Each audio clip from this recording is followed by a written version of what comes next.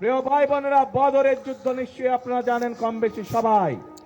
সেই বদরের যুদ্ধে হযরত আয়েশা তার নেতৃত্বে পরিচালিত হয়েছিল। তার নেতৃত্বে যুদ্ধের সকল সরঞ্জামাদি সরবরাহ করা হয়েছিল। তার নেতৃত্বে যুদ্ধে যারা আহত হয়েছিল সেই মানুষগুলোকে নার্সিং দেওয়া হয়েছিল, ট্রিটমেন্ট দেওয়া হয়েছিল।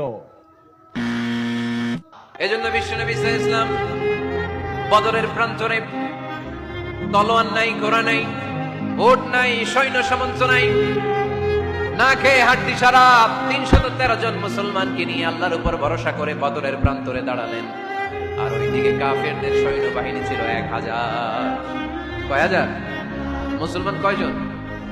মাত্র 313 জন। ওদের কাছে অস্ত্র শস্ত্রে সজ্জিত সেনাবাহিনী। বিশ্বনবীর 313 জনের কাছে তলোয়ার নাই, ঘোড়া নাই, কিছু নাই। বিশ্বনবী আল্লাহর উপর ভরসা করে এক মুষ্টি বালি নিয়ে ওয়াশাহাতিল হুজু, কাফেরদের চোখগুলো ধ্বংস হোক বলে তিনি বালুগুলো ছড়িয়ে দিলেন।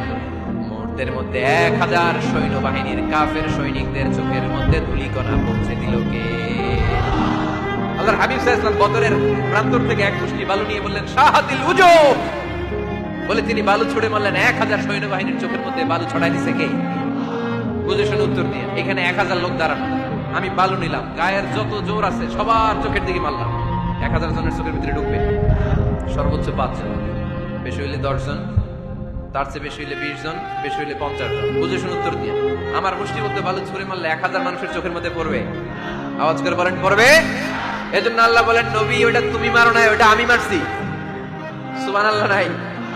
আল্লাহ বিশ্বনবীর ডেকে বলেন, ওমা রামাইতা ইয রামাইতা ওয়ালাকিন্নাল্লাহা রামা।